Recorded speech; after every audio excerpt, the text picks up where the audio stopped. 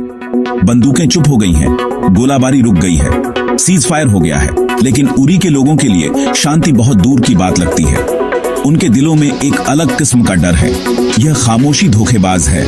इसमें एक ऐसा खतरा छुपा है जो तोप की गूंज से भी ज्यादा खतरनाक है। कुछ दिन पहले तक घाटी में जंग की भयानक आवाजें गूंज रही थी।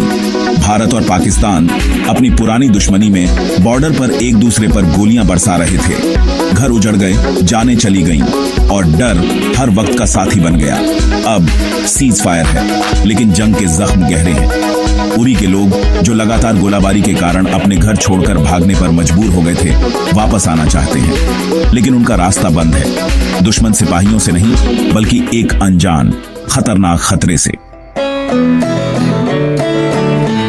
अब दुश्मन सिर्फ सीमा पार का सिपाही नहीं है, बल्कि जंगल में छुपे हुए जानलेवा निशान भी है। बिना फूटी हुई गोलियां खेतों में, सड़कों पर और टूटे हुए घरों में भी छुपी हुई हैं, जो एक बड़ा खतरा है।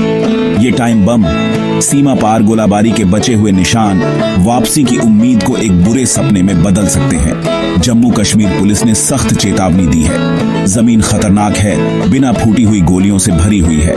हर कदम उनका आखिरी हो सकता है। यह सलाह अनजान खतरे की एक भयानक याद दिलाती है। गांव वालों से कहती है कि वापसी से पहले ओनेल क्लियर का इंतजार करें।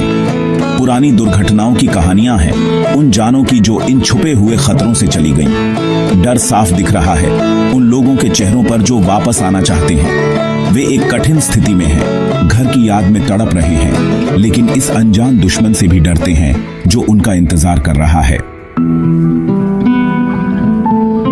जब उरी इस भयानक स्थिति में फंसा हुआ है, बॉर्डर के दूसरे हिस्से धीरे धीरे सामान्य हो रहे हैं। फिरोजपुर और पठानकोट में गोलाबारी की आवाजें कम हो गई हैं। उनकी जगह रोज की जिंदगी की आवाजें आ रही हैं। स्कूल और कॉलेज जो जंग के दौरान बंद थे, वापस खुल रहे हैं। उनकी क्लासरूम्स फिर से छात्रों की बातों से भर रही हैं। बाजार में भीड़ है। जिंदगी तूफान के बाद धीरे धीरे वापस आ रही है, लेकिन उरी के लोगों के लिए यह सामान्य जिंदगी एक दूर का सपना लगती है। भारत का कहना है कि उसकी कार्रवाई आतंकवादी हरकतों का जवाब थी। उनका कहना है कि गोलाबारी भारतीय जमीन पर हुए हमलों का जरूरी जवाब था, लेकिन उन लोगों के लिए जो इस जंग में फंसे हैं, यह सब बहाने लगते हैं। उरी के लोगों के पास अब सिर्फ असमंजस है। उनके घर उनसे दूर हैं, इस अनजान दुश्मन के कब्जे में हैं। इंतजार तकलीफदेह है, हर दिन एक साल जैसा लगता है।